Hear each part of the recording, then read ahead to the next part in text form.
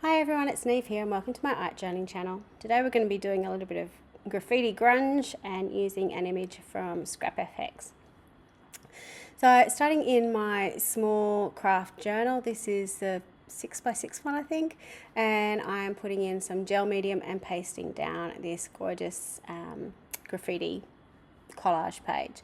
Now if you really wanted the colours to pop, you could put some white gesso down behind it. That would make it really sort of stand out.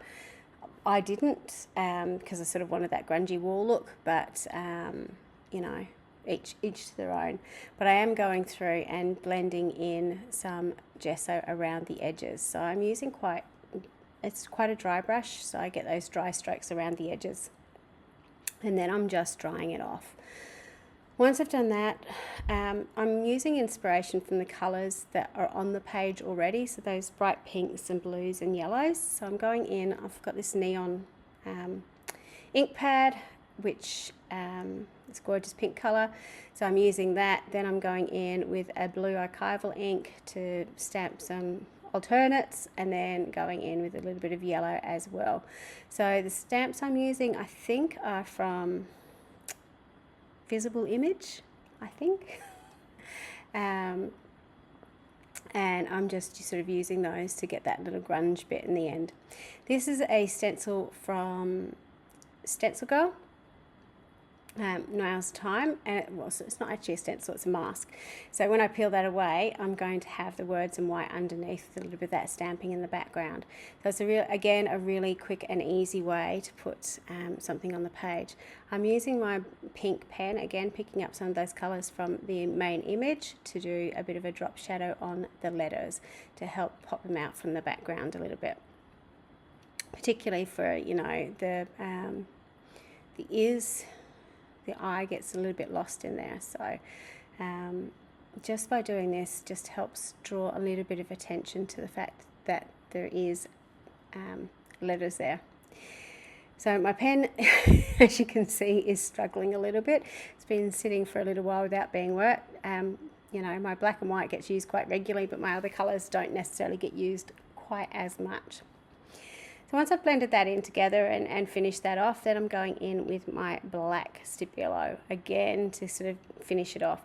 And what I'm doing is basically finishing drawing off around the letters. So you've got that highlight of the pink, and then you've got the shadow of the black. And it's just a really sort of easy way to create a letter that sort of stands out. I put a little bit too much water on them and flooded the words a little bit. The good thing about it is because I'm working on acrylic paint, it's the background sealed, so I can sort of sponge off any excess water or excess sort of inky water that comes from that. So just be a bit careful with your brushes, don't overload them with water, and have a tissue at the ready just in case if it gets a little bit out of hand. Is probably the best way to go with it. But you can sort of see those letters now really stand out from the background.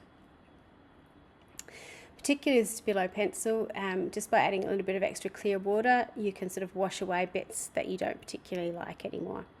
So because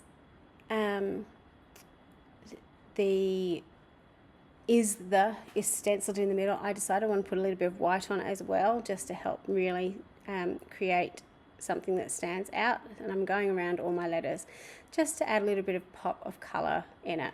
So it's just about balancing it up. You can put as much or as little detail into your letters on your page as you want, but it does just help finish them off a little bit when you do that.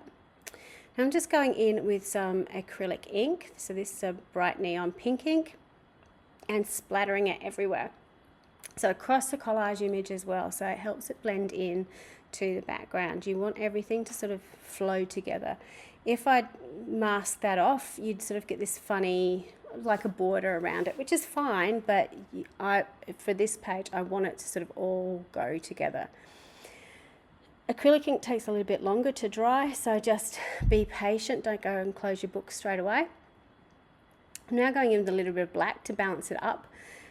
Again, to give a little bit of that grunge look, and again I'm spreading it everywhere, so I find it a lot easier for me to control my drips and splatters with a fan brush, because I can get sort of big blobs and I can get really fine splatter as well. So lots of people have different techniques. They've got their own favourite techniques for putting drips and splatters on, but I find a fan brush for me works the best.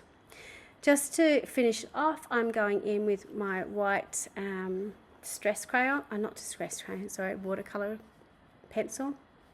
I always call it a crayon because it looks like a crayon, but it is supposed to be a pencil, just to put a bit of a contrast in. So you can see by putting that white in, it just brightens it up a lot. This is a close-up, and you can sort of see how I've combined that image with the background and with the masked words, and then the overall layout as well. So you can see the texture of the stamping in the background, how that splatter ties everything together. Splatters are really great unifying force when it comes to pulling a page together. So I hope you have a go at trying something like this. Lots and lots of fun, and until next time, bye for now.